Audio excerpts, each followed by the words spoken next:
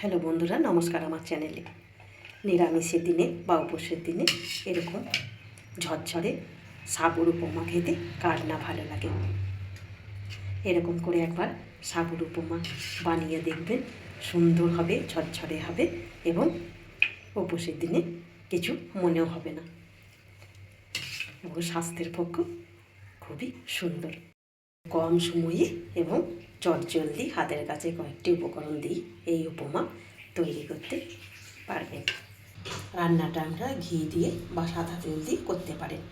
আমি এখানে সাদা তেল দিয়ে করব। তাহলে চলুন বন্ধুরা, আজকে সঠিক সাবুদানার আমরা উপমা করে দেখাবো। সুজির উপমা হয়, আজকে সাবুদানার উপমা করব। তার জন্যে প্রথমে কড়াইয়ে দিয়ে দিয়েছি। প্রথমে গোটা বাদাম আমরা ভেজে নেব।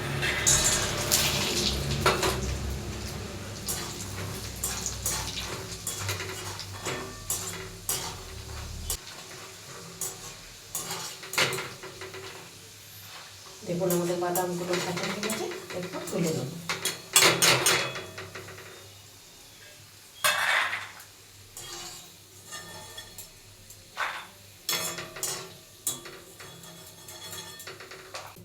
ওই একই তেলের মধ্যে দিয়ে দেবো একটা শুকনো লঙ্কা, তেজপাতা আর গোটা জিরা।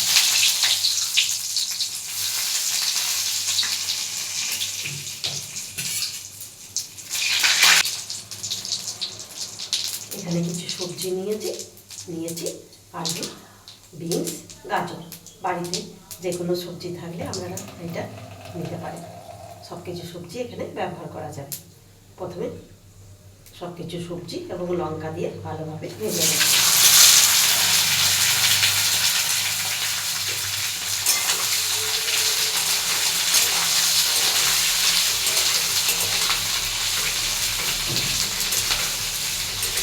একটু সবজি ভাজা হলে দিয়ে দেবো নুন।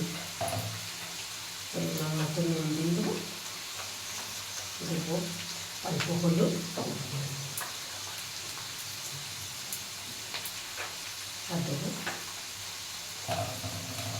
ব্ল্যাক পেপার, অল্প 1 চামচের মতো ব্ল্যাক পেপার দিয়ে দেবো। ভালোভাবে একবার নাড়াচাড়া করে একবার ঢাকা দিয়ে সবজি কটা সিদ্ধ করে দেবো। সবজি কটা একটু সিদ্ধ করে নিই। এরপর ঢাকাটা খুলে আমাদের প্রায় অর্ধেক সবজিটা সিদ্ধ হয়ে গেছে।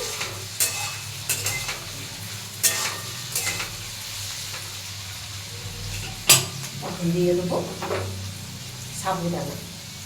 এগুলো সাবুদানা দিয়ে সবজির সাথে দিয়ে ভালোভাবে ভেজে নেব। এখানে আমি মোটা দানা সাবুটা নিয়েছি, যাতে এটা দেখতে সুন্দর হয়, ফুলে। ভালোভাবে সাবুদানাটা তেলের সাথে ভেজে নেব।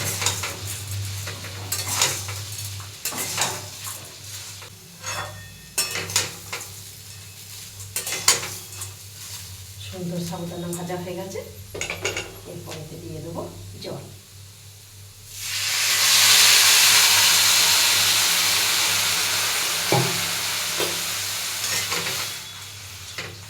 খুব বেশি জল দেবো না, কারণ এই উপমাটা আমাদের ঝরঝরে করতে হবে। তাই অল্প জল দিয়ে একবার একটু ঢাকা দিয়ে সিদ্ধ করে নেব।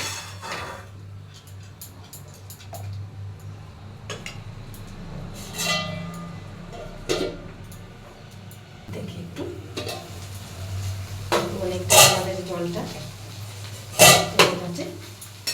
অল্প জল দিয়েছিল, একটু শুকনো করা হয়ে গেছে।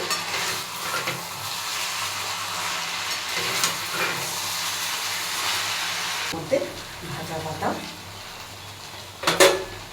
আর অল্প চিনি, তাতে খেতে টেস্ট হয়।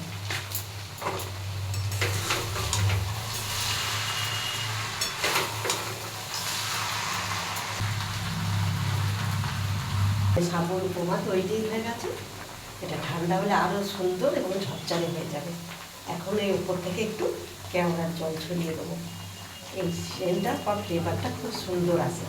নিরামিষ রেসিপি তো, তাই উপর থেকে একটু কেওড়ার জল ছড়িয়ে দিলাম, যাতে একটা সুন্দর সেন্ট আসে।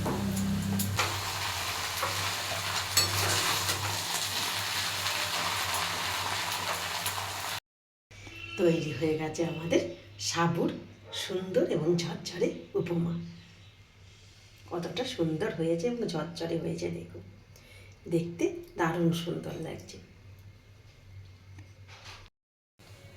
তৈরি হয়ে গেছে আমাদের সুন্দর ঝরঝরে সাবুর উপমা। উপোস বা নিরামিষের সময় এই রেসিপি আমরা বানিয়ে খেতে পারবেন। খুবই সুন্দর এবং হেলদি। কতটা সুন্দর এবং ঝরঝরে হয়েছে দেখুন, এবং খেতেও বাচ্চা থেকে বড়রা খেতে খুবই পছন্দ করবে। খুব ভালো হয়েছে, খুব ভালো হয়েছে, সুন্দর হয়েছে এবং হেলদি হয়েছে এবং মুখরোচক হয়েছে। ভিডিওটা ভালো লাগলে অবশ্যই লাইক এবং কমেন্ট করবেন। দেখা হচ্ছে পরের ভিডিও।